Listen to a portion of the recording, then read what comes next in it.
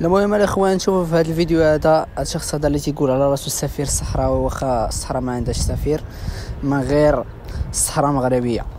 المهم نشوفوا هذه العالميه اللي تيقول هو، ونشوفوا التناقض في هضرته.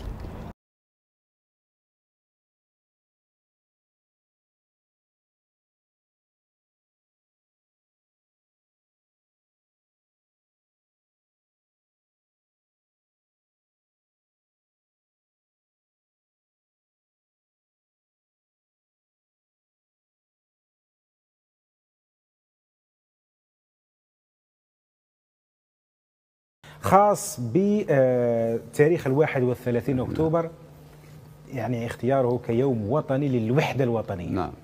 نعم. ألا يعطل هذا الأمر من أي عملية تفاوضية؟ لأنه بالنسبة له المغرب حسم الملف القضية، الآن يتكلم عن الوحدة الوطنية، راح إلى ما هو أبعد من ذلك. هذا يعني دائما هذا أسلوب المغرب يا أستاذ زكي.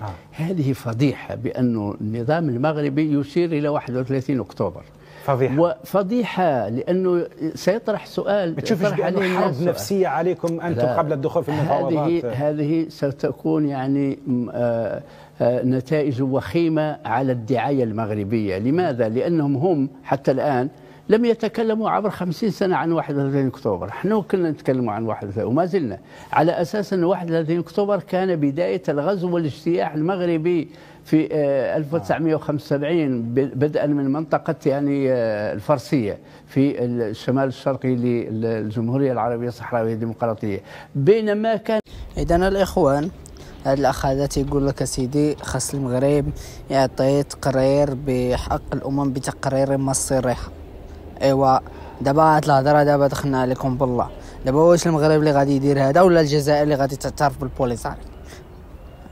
فخاصنا غير باش نفهموا دابا شكون اللي خاصو يعترف بالاخر. والسي السفير واخويا شويه اللوجيك الله يرضي عليك.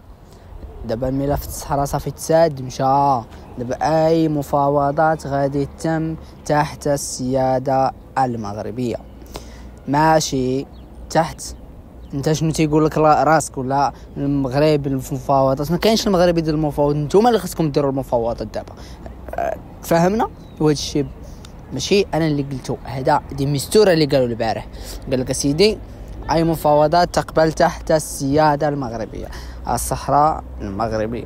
ما قال لكش المفاوضات الاعتراف، ما قالش هذيك الهضره، قال لك تحت السياده المغربيه. الله يرضى عليك، ثبت معنا وركز معنا حتى في الامور اللي تتنطق.